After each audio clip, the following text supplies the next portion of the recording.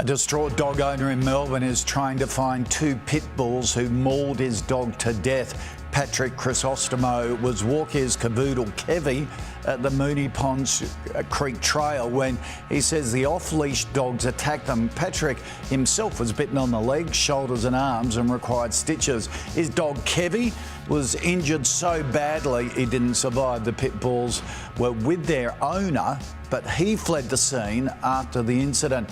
Patrick joins us now from Melbourne. Patrick, I'm so sorry for your loss. This is horrendous, so awful. How did you react at the time?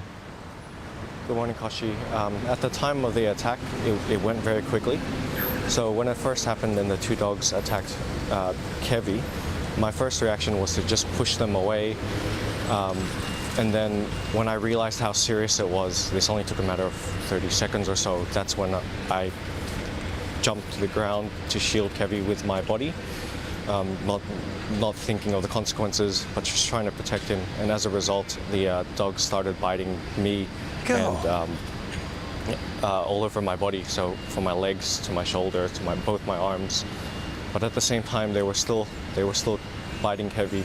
And then in that ordeal, another 30 seconds would have passed before it connected to me to start screaming and yelling for help from anyone who was within the vicinity. While still trying to shield Kevy this entire time.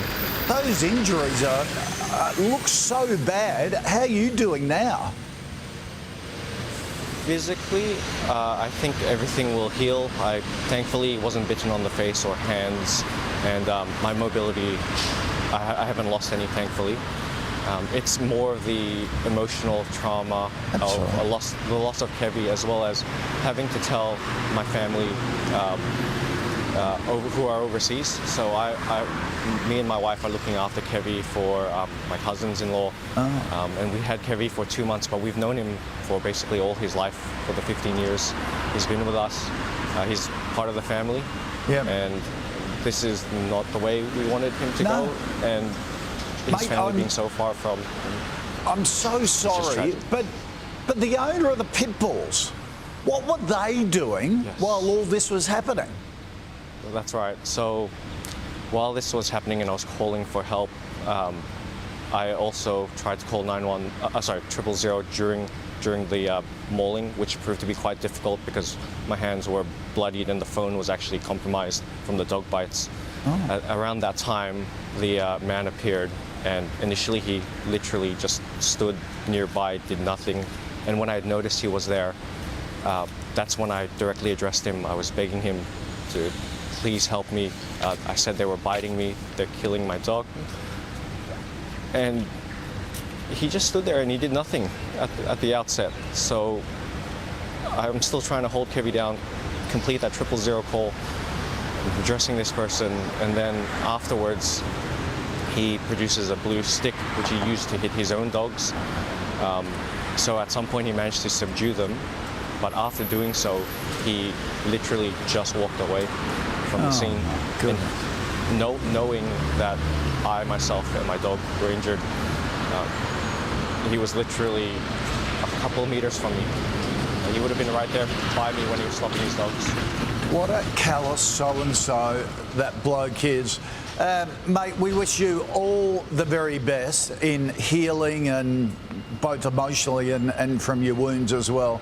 Hopefully we can track this bloke down. Thanks so much for joining us. No, thank you so much for your time. Thanks, Kashi. Anyone with information should call Crime Stoppers on 1800 333 000. That is horrific, Nat. It's just a terrible story. The poor guy. There's been a sharp rise in dog attacks across Melbourne after the pandemic puppy wave. Local councils are being urged to do more, while two business owners have come up with their own plan. Two pit bulls mauled Patrick Chrysostomo's cavoodle Kevy to death in May. Thankfully for us, we have moved on from the physical scars. Those have healed. The emotional trauma, it's still going to be sad. Mr. Chrysostomo used himself as a shield to protect his mate. The culprit still hasn't been caught. I love Kevy. He was an amazing dog, very kind-hearted. Dog attacks have increased on average 14% across all council areas in 3 years. They were up around 110% in the cities of Melbourne and Whitehorse. In Wyndham, attack numbers soared. We're more than 10% up on last year's figures already, and it's only August. Two entrepreneurs started a new business selling dog armour. Janice and I work at a vet clinic together, and we have seen a lot of little dogs come in who were attacked. To fend off predators on walks, they make jackets with metal spikes. They're not sharp, but they're definitely enough to deter a dog from biting down on them. We have never had anyone wear it that's been attacked. Kevy's guardians say councils need to be doing more to protect responsible dog walkers. They're pushing for security cameras in popular areas to catch those doing the wrong thing. We've had regular patrols in hotspot areas. We have more than 100 parks in the city of Port Phillip. Kathleen O'Connor, 7 News.